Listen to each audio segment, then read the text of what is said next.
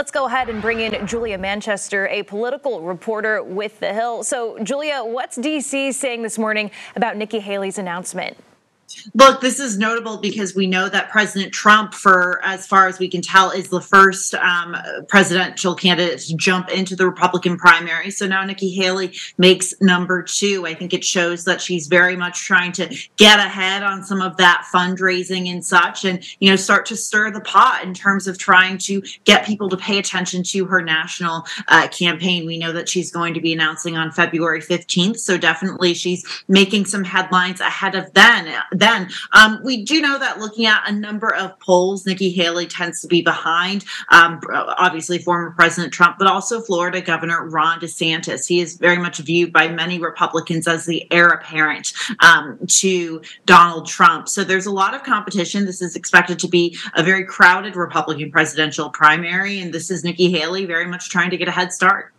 And I'm glad you bring up both of those men, because President Trump, as you mentioned, the only official name in that Republican primary race right now. And he's had a much different reaction to Haley's potential run than Governor Ron DeSantis. Basically, he's saying that DeSantis running would be a betrayal to him, while he said that he talked to Haley about a bid and thinks that she should run. So is that because maybe he doesn't see her as a threat, or could it be a potential running mate for Trump, do you think?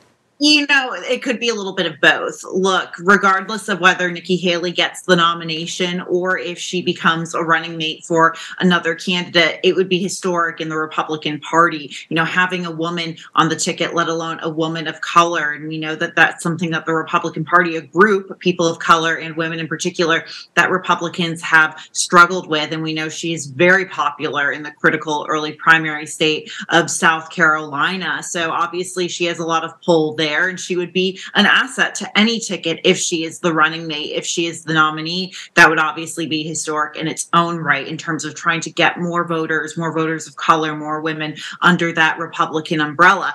On the other side of it, yes, I think he is absolutely more threatened by Ron DeSantis. We are seeing in a number of early state primary polls that Ron DeSantis is performing in some cases better than Donald Trump, or starting to close the gap with Donald Trump. And we know that stylistically, these two men are very similar. Ron DeSantis very much in some ways owes a lot of his political successes to Donald Trump. He very much rode that Trump train. That being said, though, Ron DeSantis has his own story to tell. He very much handled that coronavirus pandemic in Florida on his own, and that sort of helped catapult him into the spotlight in terms of becoming popular with Republicans and across the nation. And he doesn't have as much baggage as Donald Trump. He does not have the same legal issues that Donald Trump has, and he's seen as a younger, fresher face for the party. So absolutely, Donald Trump feels threatened by the Florida governor. Former South Carolina Governor Nikki Haley going up against her old boss potentially in 2024. Julia Manchester from The Hill, thanks so much for joining us.